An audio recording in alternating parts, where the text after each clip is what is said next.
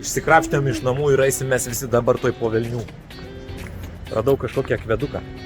Varysim apžiūrėti.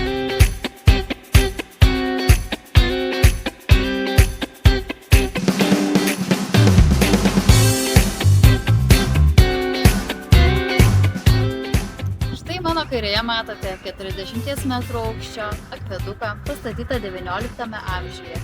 Jis buvo skirtas tiekti vandenį cukraus fabrikui, kuris veikia ir šiuo metu yra apgriautas, po to galėsim apžiūrėti. Ten 1, 2, 3, 4. Tai 4 aukštų arkų akvedukas. Kubai! Gražiai pastatytas labai. Tik kam ta bažnyčia čia per vidurį, tai nieks nesupranta. O čia, man atrodo, kažkas yra įsirengęs šelterį ir gyvena oloje. Su gražiu vaizdu į akveduką.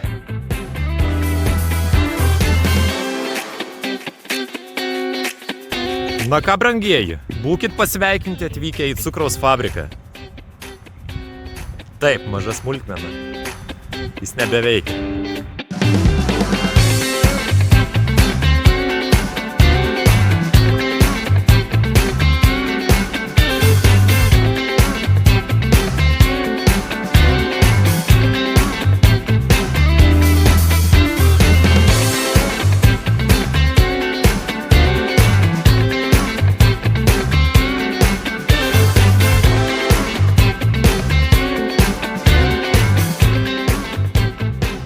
Visą tą laiką jaučiau, kad mes čia ne vieni.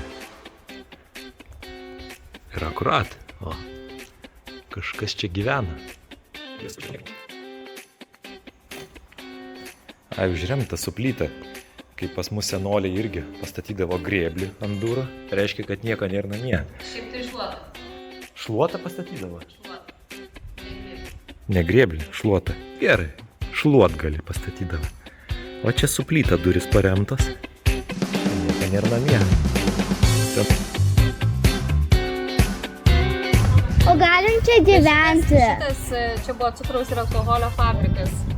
Jisai, žinokit, veikia iki 1950 metų, tai dar galima pasakyti, kad labai šviežias. Kiek čia? 75 metai kaip uždarytas. Čia buvo toks šeimos versliukas.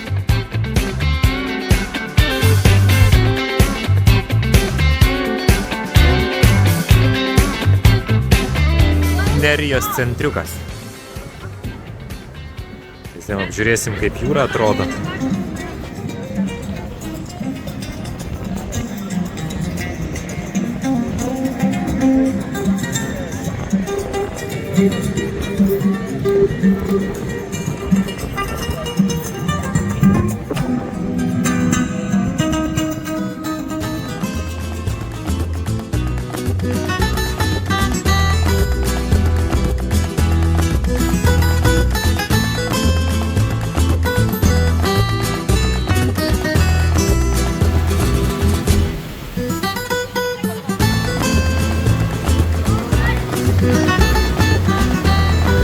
Jokūbui sakiau būt atsargiam labai su tom bangom, nes va viens jau išėjo, tai tik triusikai paliko.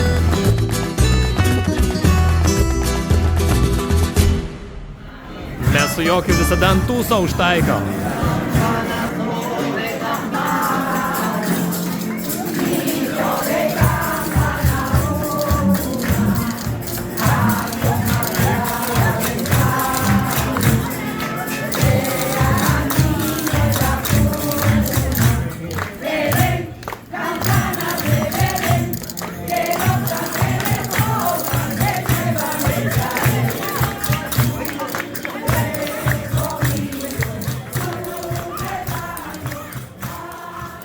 Atvykę į mūsų nuostabią vakarienę. Štai čia matote jūros gėrybių lėkštę. Yra visko ir labai daug. Bet paelija atrodo kosmonautiškai, nes šitos gigantiškos krevetės, aš nežinau, jas gal su steroidais augina čia kur nors pasiimėlyje. Žiūri, gerai atrodo. Nu, labas rytas paskutinę metų dieną. Kai tėtis paruošia pusryčius, tai visiem ausis lapsoja. Tai ne. Patys geriausi ledai hebrai, jau ką, visai Nerijai.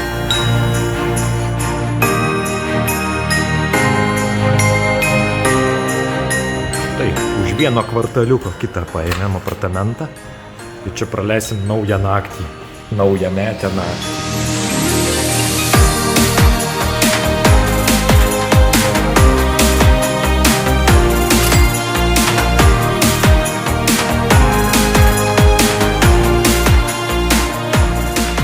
Žmonelą tai bandom įsidžiovinti. Štai vienintelis būdas šitam apartamente. Turi 2 kW džiovintuvą ir pučiam. Na štai taip Nerijoje atrodo naujų metų naktis. Ir mes einame jos pašvęsti. Čia žada būti vienas vakarėlis su ispanais vedėjais. Galbūt mes ir nieko nesuprasim, galbūt vis tiek labai linksma. Dar bus visokių grupių čia dainuos, komikai dar kažkiek pasakos.